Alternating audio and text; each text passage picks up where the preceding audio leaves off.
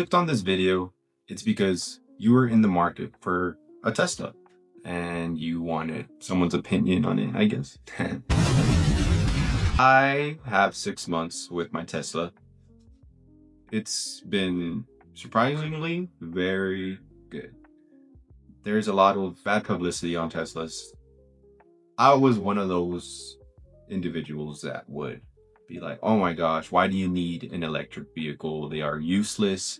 You can't use them, the range anxiety, all that sorts of stuff. For the majority, I haven't really taken this vehicle, to the other extremes of the world, but I can. Because I have road tripped on it and it's proven me, that it can handle those situations. And my range anxiety just disappeared. There's literally chargers everywhere. 6 months into my Tesla Cybertruck, and I absolutely love this truck. It's the best vehicle I've ever owned. I have never really had any issues with this truck. It's worked amazing. I was honestly surprised because I would see so much bad publicity on them.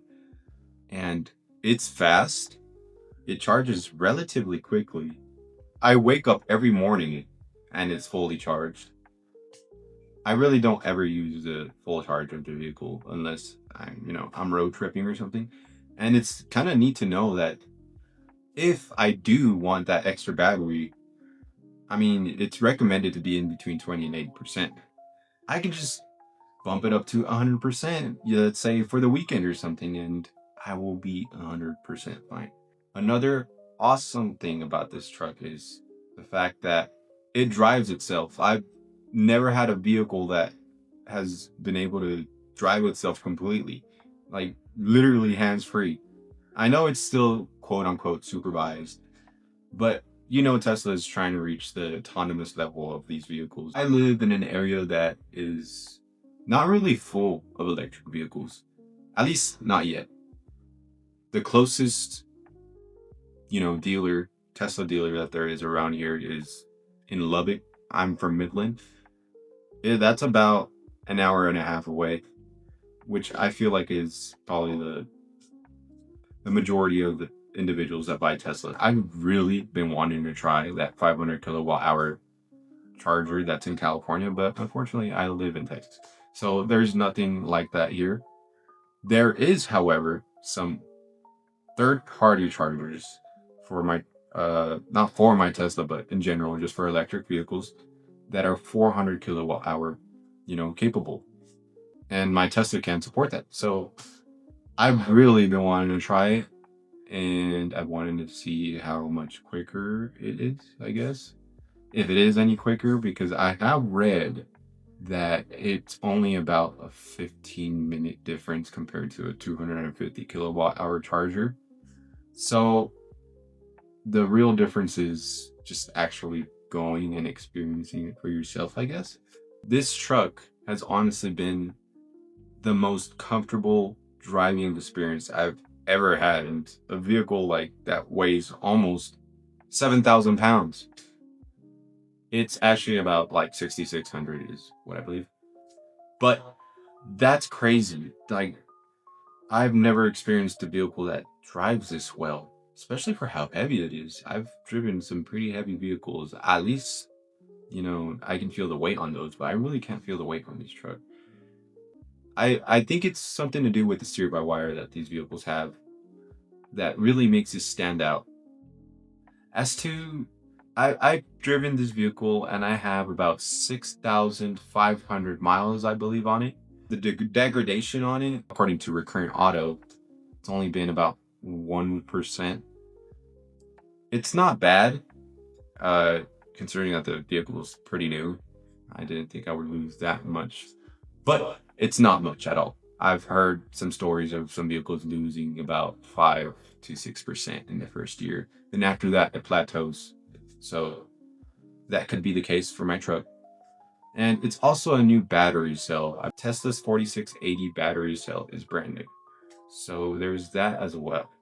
So this truck, it's pretty new. There's not a lot of videos on it because it has not aged to the point where people are like, oh, is this truck going to be reliable? So far, so good. I haven't had any issues on it. I do see some like quorums, I guess, there every once in a while that, point out that oh my gosh, my truck just stopped working.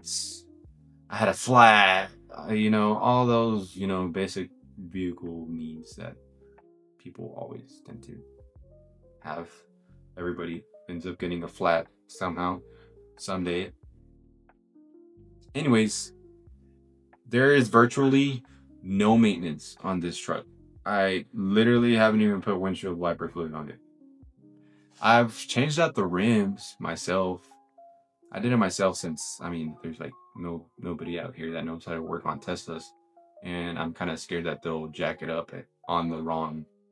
Oh yeah, you do have to pay attention to where you jack it up because you might damage the battery. So keep that in mind. And it's pretty easy to point out because it literally points to where the lift points are on the truck under it. So really pay attention to that. I've never heard of a Tesla, you know, going bad after you accidentally hit the wrong part underneath. But it's possible. That's why I'm sure there is some errors on the underside. Anyways, stay tuned and subscribe. I'm pretty new to this YouTube channel, so give it a thumbs up. If you do have more questions, just leave them in the comment section below. I will read them and I will answer every question. Hopefully, try to answer at least most of them, considering, I'm going to keep this truck for the long run. I've never really thought about keeping a vehicle for the long run up until this truck, for the simple fact that it is way more cost efficient. I charge at home, so it's so much more convenient to be able to wake up and have a full battery and go to work and not have to worry about ever charging around here, at least. And that's pretty much it. It doesn't have any maintenance. So I'm sure you do end up saving money in the long run. And that's what I'm going to prove, hopefully. I hope I don't go backwards on this. I believe I won't.